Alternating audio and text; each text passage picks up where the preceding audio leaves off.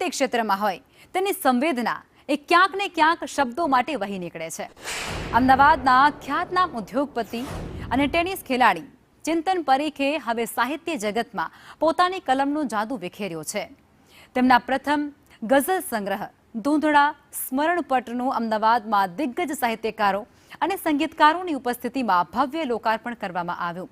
17 છંદોમાં ગૂંથાયેલી 99 ગઝલોના આ સંગ્રહે ગુજરાતની ગઝલ પ્રેમીઓમાં કુતૂહલ અને આદર જન્માવ્યો છે.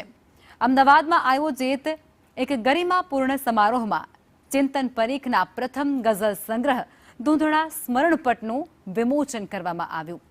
આ પ્રસંગે જ્ઞાનપીઠ પુરસ્કાર વિજેતા રઘુવીર ચૌધરી, જાણીતા ગાયક રૂપક કુમાર રાઠોડ, રાજેશ વ્યાસ, મિસ્કિન, રાજેન્દ્ર શુક્લ અને ઉદયન ઠક્કર જેવા સાહિત્ય આકાશના સિતારાઓ ઉપસ્થિત રહ્યા. આ ધૂંધળા સ્મરણપટમાં કુલ 99 ગઝલોનો સમાવેશ છે, જેની સૌથી મોટી વિશેષતા તેમાં વાપરવામાં આવેલા 17 અલગ અલગ છંદોની છે. લેખક ચિંતન પરીખની કલમમાં ઉર્દુ અને સંસ્કૃત શબ્દોનો અદ્ભુત સમન્વય જોવા મળે છે. તેમની રચનાઓમાં શહેરી જીવનની દોડધામ, એકલતા, મિલન અને મૃત્યુ જેવા ગહન વિષયોને સંવેદનશીલતાથી વણી લેવાયા છે. બિઝનેસના આંકડા અને ટેનિસના સ્કોર વચ્ચે જ્યારે કવિતા જન્મે છે, ત્યારે ધૂંધળા સ્મરણપટ જેવી કૃતિ રચાય છે. ઉદ્યોગપતિ ચિંતન પરીખે સાબિત કર્યું છે કે સંવેદનાને કોઈ સરહદ હોતી નથી. આ પુસ્તક માત્ર સ્મરણોનું પટ નથી, પણ ગુજરાતી ગઝલની આધુનિક સંવેદનાનું એક નવું પાનું છે.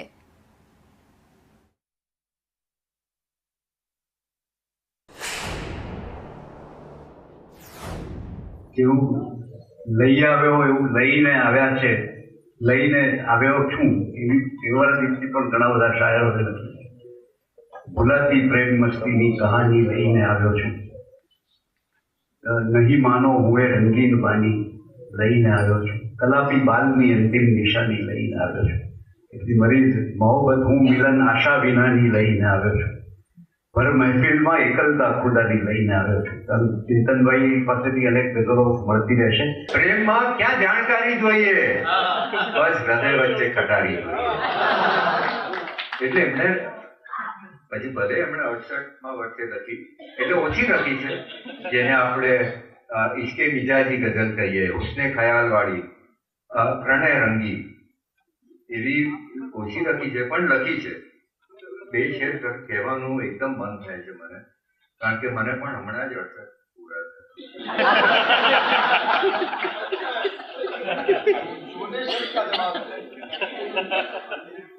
કે આપશો માની અમે તો ફાકડા બેસી રહ્યા. પેલું જગા રાખી તમારી સાંકડા બેસી રહ્યા. લો જગા રાખી તમારી સાંકડા બેસી રહ્યા. એ જ વક્તા, એ જ પ્રવચન લોક વિખરાયા હવે. જાય ક્યાં લાચાર પરવશ પાંકડા. જ્યોતિન્દ્ર દવે હેંગિંગ ગાર્ડન, તમે જાણો છો મુંબઈમાં વર્ષો સુધી હતા. હેંગિંગ ગાર્ડન ગયા એટલે ત્યાંનો લાલો, એટલે પેલો હવાલદાર આવીને કહે છે, એ મિસ્ટર ઉઠો, કે છે આ બાંકડો બાંધવો માટે છે. એટલે ન ઉઠ્યા. એમ કે છે કે આ ફાંકડો પણ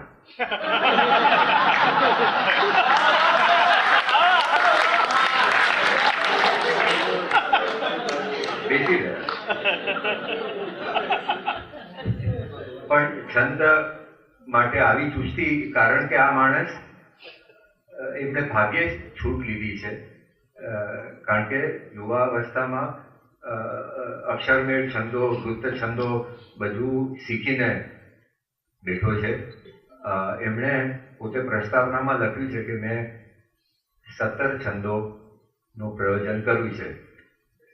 ઘણા ખરા આજકાલના શાયરો 5, 6, 7, એમાં ચીનુ કાકા પણ આવી ગયા. 5, 6માં જ લીલા સમેટી દે. મરી સાહેબ, સઈફ, શૂન્ય, એ બધાએ 30 છંદો.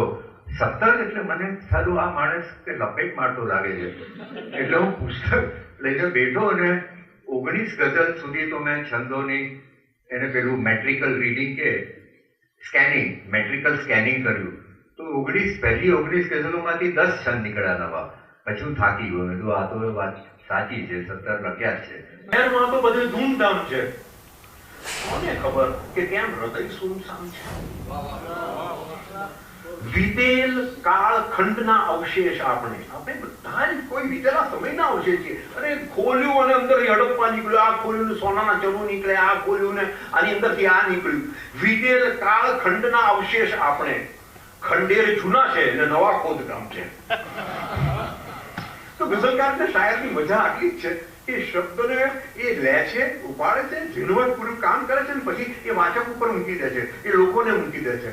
આજ સુધી એમણે અમની ડાયરીની અંદર કદાચ બેસીને ચિત્ર દોર્યું હશે, ત્યારે અંદર ડાયરીની અંદર પાછળ બેસીને કશુંક લખ્યું હશે જે ખબર નહોતી કે શું હતું. એ આજે બિનઅંગત બની રહ્યું છે. એનો આનંદ છે. એમને ખૂબ હૃદયથી શુભેચ્છાઓ પાઠવું છું.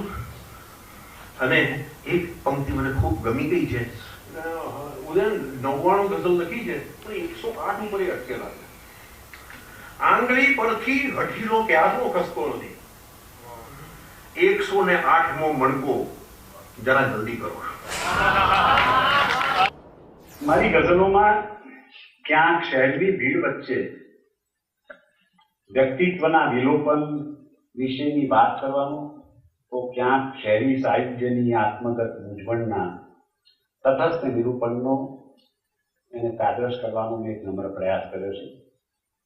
ક્યાંક આત્મસંવાદ દ્વારા સ્વપરીક્ષણ છે, તો ક્યાંક સખ્ય સંવાદના માધ્યમથી એક ભાવાત્મક નિરીક્ષણનો પ્રયાસ છે. સ્વપ્ન, મિલન, વિચ્છેદ અને યાદોના ચતુષ્ક વચ્ચે રમતી આ ગઝલોમાં દરગુજર છે, આક્રોશ નથી, ફરિયાદ છે, પણ બગાવત નથી. મારી ગઝલિયતમાં ઉર્દુ અલ્ફાઝ અને સંસ્કૃતના તત્તમ શબ્દોને છંદની જરૂરિયાત પ્રમાણે મેં વાપર્યા છે, જે ઘણા ભાષાવિદોને અસ્વીકાર્ય હોઈ શકે. આ સંગ્રહમાં 17 માત્રાના ખફીફ છંદથી શરૂ કરીને 40 માત્રાના મુદ્દારી છંદ સુધીના છંદો વપરાયા છે.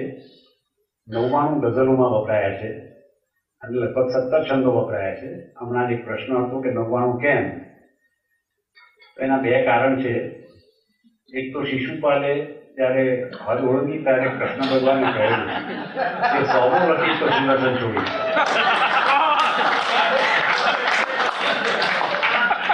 અને બીજું કારણ એ છે કે આપણે લોકોને જ્યારે દોરમાં આવીએ ને ત્યારે કોઈ કહે કે ફરી ફરી દુબારા, આપણે કે જ્યારે રસના ચટકા હોય, કુડાના હોય, ક્યારેક એવું એક સામે વાળાને કહી દે કે ભાઈ ઝેરના ડાબડી હોય, માટલા ના હોય. 99 ઇનફ છે. એની કાવ્ય વિભાવનાનો પણ એક મુખ્ય અંશ પ્રગટ થતો જણાય છે. હા, આલેખન જરાય ધૂંધળું નહીં, પરમ સ્પષ્ટ છે. સ્મરણ એ કોઈ મહત્વના પ્રાગનુભવનું કોઈ નિમિત્તે થતું પુનર્જાગરણની પ્રક્રિયા છે.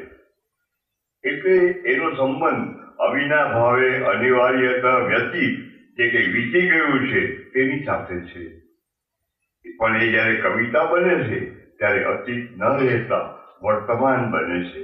કવિતાના સર્જન અને ભાવનની ક્ષણ કેવળ વર્તમાન હોય છે. જે વ્યવહાર કે વ્યાકરણની કાળ વ્યવસ્થા કરતા ભિન્ન છે. એ છે કાવ્ય માત્રનો નિત્ય વર્તમાન.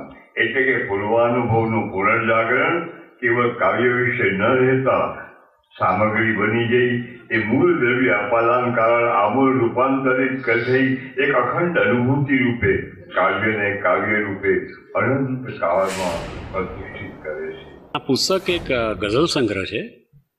એમાં 99 ગઝલો છે અને જુદા જુદા 17 છંદોમાં છે.